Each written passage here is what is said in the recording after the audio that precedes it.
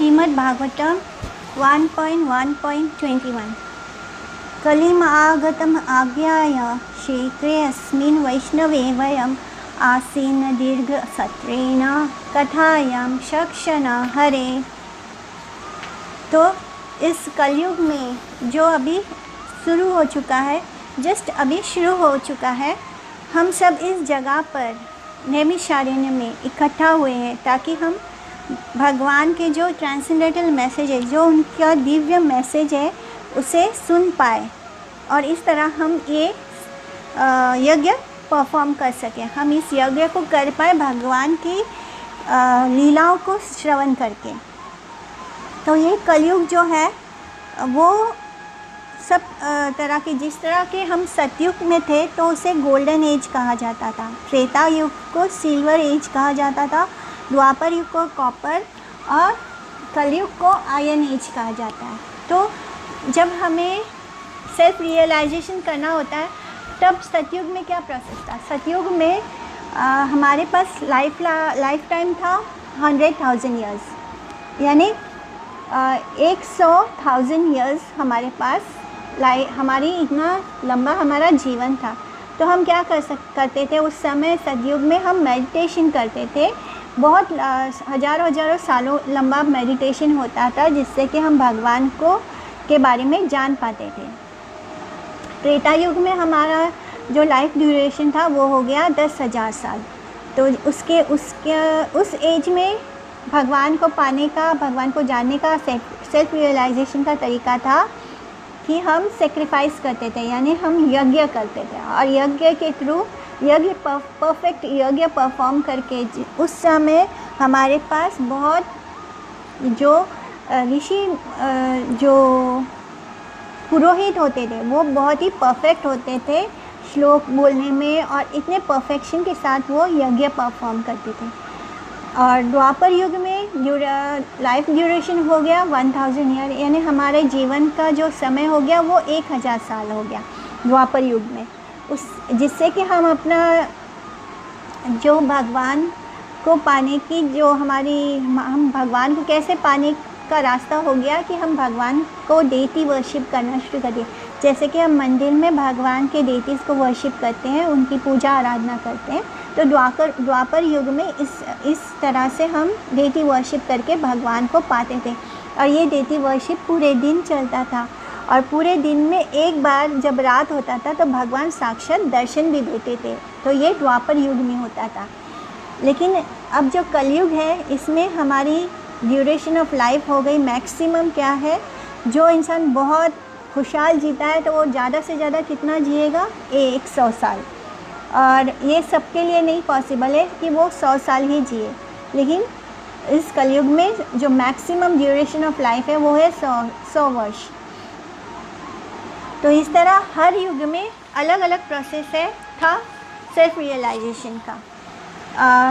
सतयुग में तो हमारे पास इतना लंबा जीवन होता था कि हम बहुत हज़ारों साल तक तप कर सकते थे। बहुत ही मेहनत का ये कार्य था कि हमें हज़ारों सालों तक तप करना पड़ता था। त्रेता युग में हम भगवान को पाने के लिए यज्ञ करते थे, उसमें भी बहुत खर्च होता था कि बहुत सारे सामग्री की ज़रूरत होती थी जो बहुत ही प्योर हो और फिर इतने लंबे अरसे तक यज्ञ होता था।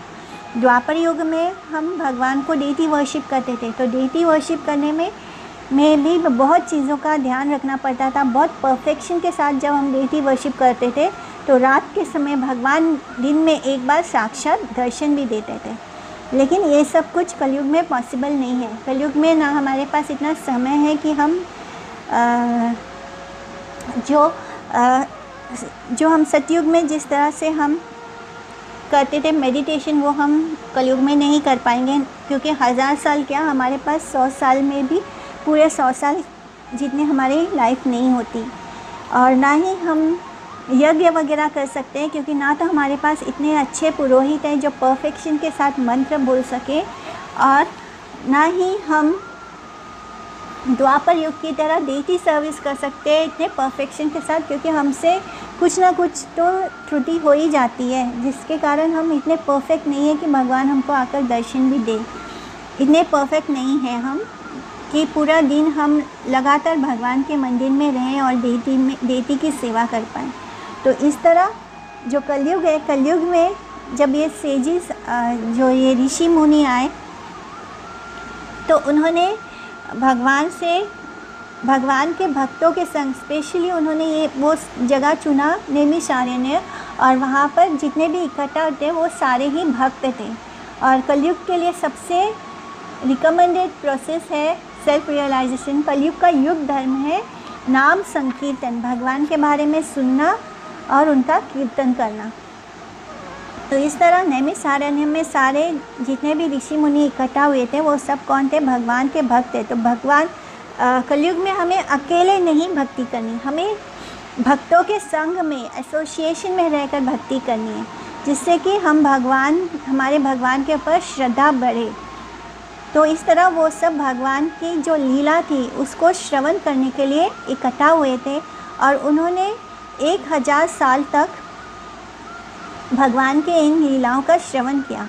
तो इस एग्ज़ाम्पल से हम समझ सकते हैं कि सिर्फ श्रीमद् भागवतम का जो हम रेगुलर हियरिंग और रेसिटेशन करते हैं, जब हम भागवतम को बोलते हैं और उसे सुनाते हैं और सुनते हैं, तो बस यही एक मात्र तरीका है जिससे हम भगवान को पा सकते हैं इस कलयुग में। बाकी सब कुछ समय की बर्बादी है। ये भागवतम का श्रवण करना बोलना, भगवद गीता का श्रवण करना बोलना, ये सब भी नाम संकीर्तन का हिस्सा है।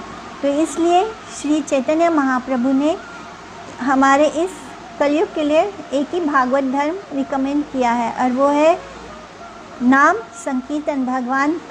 भगवान का जो मैसेज है भगवद गीता में, उसी टीचिंग्स को हमें लोगों तक पहुंचाना है। श्रीमद् भागवतम जहाँ पर भगवद गीता एंड होता है, सर्वधर्मान परित्याज्य माम एकम शरणम व्रज अहम त्वं सर्व पापेभ्यो मोक्षयिष्यामि मा शुचा।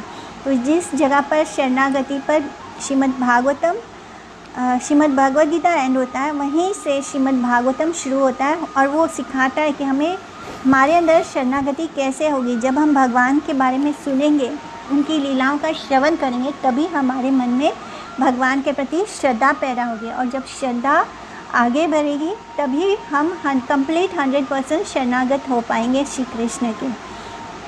श्री चैतन्य महाप्रभु ने इसलिए कहा है कि जिन लोगों ने भारत भूमि में जन्म लिया है, उन सब को इस धर्म का, भागवत धर्म का प्रचार करना चाहिए, इस नाम संकीर्तन का प्रचार करना चाहिए। भारत भूमि ते हिले मनुष्य जन्म यार, करा पर उपकार। मैंने अपने जन्म को सार्थक करो, जन्म सार्थक करी करा पर उपकार। तो इस तरह हमें अपने जन्म को, भारत भूमि में हमने जन्म लिया है तो उसे सार्थक करना है, और इस कलयुग का युग धर्म का प्रचार करना है। हरे कृष्णा।